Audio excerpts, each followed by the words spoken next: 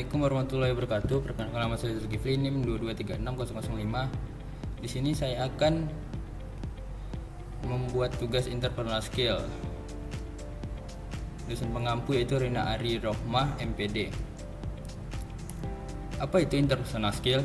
Interpersonal skill atau keterampilan interpersonal adalah kemampuan yang diperlakukan untuk berinteraksi dan berkomunikasi dengan orang lain secara efektif. Keterampilan ini sangat penting dalam berbagai konteks, termasuk di tempat kerja, dalam hubungan pribadi, dan dalam situasi sosial.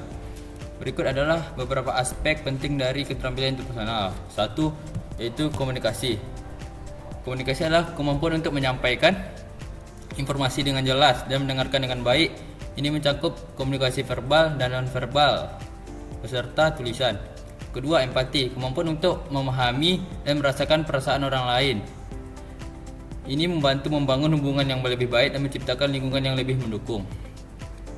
Ketiga, kerja tim, kemampuan untuk bekerja dengan orang lain atau kelompok untuk mencapai tujuan bersama. Ini termasuk kolaborasi, berbagi tanggung jawab, dan menghargai kontribusi orang lain. 4. Resolusi konflik, kemampuan untuk menyelesaikan perselisihan atau ketegangan dengan cara yang lebih konstruktif. 5. Keterampilan sosial, kemampuan untuk berinteraksi dengan orang lain dalam berbagai situasi sosial, termasuk membangun jaringan, membina hubungan, dan bersifat sopan. Keterampilan interpersonal sangat penting dalam kehidupan sehari-hari dan dapat meningkatkan efektivitas seseorang di lingkungan profesional maupun pribadi. Latihan pengalaman dan dapat membantu seorang mengembangkan keterampilan ini. 1. Prinsip-prinsip konflik menurut Woods. A. Konflik sebagai fenomena natural. Konflik adalah bagian tidak terpisahkan dari hubungan interpersonal, muncul secara alami karena setiap individu memiliki perbedaan nilai, tujuan, dan kebutuhan. Kehadirannya menandakan adanya keterlibatan aktif dalam hubungan. B. Dualitas konflik. Konflik bisa bersifat konstruktif maupun destruktif.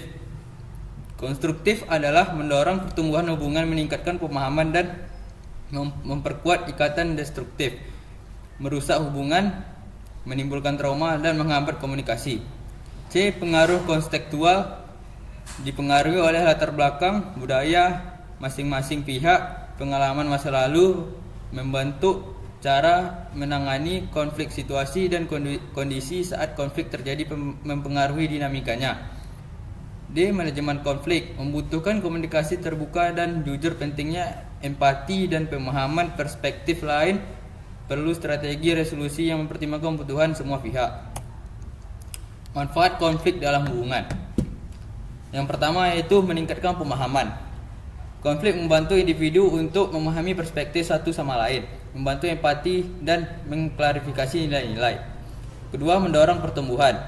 Konflik dapat menjadi katalisator untuk pertumbuhan pribadi dan hubungan, mendorong perubahan positif dan adaptasi. Ketiga, memperkuat hubungan. Ketika diatasi dengan cara yang sehat, konflik dapat memperkuat ikatan antara individu, meningkatkan kepercayaan dan komitmen. Penyebab konflik interpersonal yaitu ada 4. Yang pertama, perbedaan nilai. Perbedaan nilai, keyakinan, dan perspektif dapat menjadi sumber konflik, terutama dalam hubungan interpersonal. Komunikasi yang buruk. Kurangnya komunikasi yang efektif seperti miskomunikasi atau kurangnya empati dapat menyebabkan konflik. Ketiga, ketidakseimbangan kekuasaan. Perbedaan kekuasaan seperti status sosial atau pengaruh dapat menyebabkan konflik. Keempat, kecemburuan dan ketidakpercayaan. Ketidakpercayaan dan persaingan dapat memicu konflik dalam hubungan interpersonal. Ketiga, strategi penyelesaian konflik. Strategi penyelesaian konflik yaitu ada 4. Yang pertama adalah komunikasi terbuka. Komunikasi terbuka dan jujur adalah kunci untuk menyelesaikan konflik dengan cara yang sehat. Kedua, empati dan pemahaman. Memahami perspektif satu sama lain adalah penting untuk mencapai solusi yang memuaskan. Ketiga, kompromi dan negosiasi. Mencari titik tengah dan mencapai kesepakatan melalui negosiasi adalah penting. Keempat, yaitu mediasi dan fasilitasi. Jika diperlukan, melibatkan pihak ketiga yang netral untuk memfasilitasi komunikasi dan negosiasi. Mencari pasangan online, solusi bagi hidup tertutup. Yang pertama adalah akses lebih luas. Platform online memberikan akses yang lebih luas kepada individu untuk menemukan pasangan potensial. Kedua, komunikasi anonim. Komunikasi online dapat memberikan anonimitas, membuat individu tertutup merasa lebih nyaman. Kesepakatan berkembang.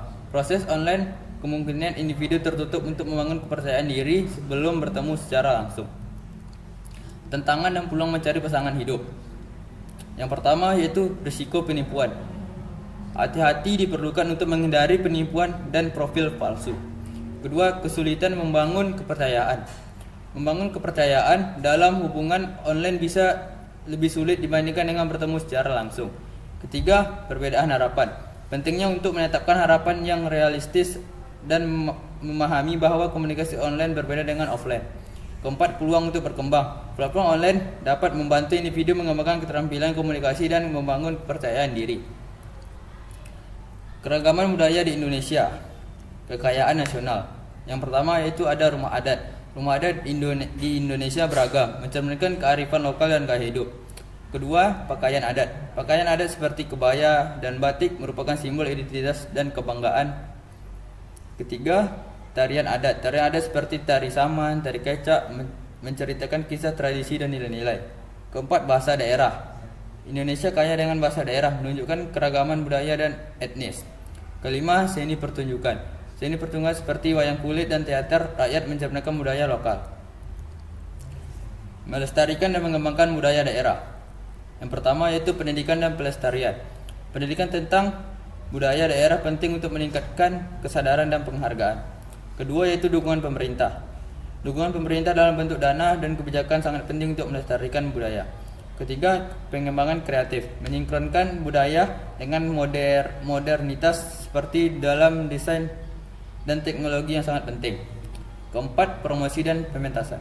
Promosi dan pementasan budaya daerah dapat menarik wisatawan dan meningkatkan apresiasi. Peran teknologi dalam promosi budaya Indonesia. Yang pertama, penonton online. Media sosial dan platform online menjangkau jutaan penonton di seluruh Indonesia. Kedua, konten budaya. Video, foto, dan konten digital mempromosikan budaya daerah dengan mudah. Ketiga, peningkatan akses. Teknologi membuat budaya daerah lebih mudah diakses dan diminati. Sekian, terima kasih.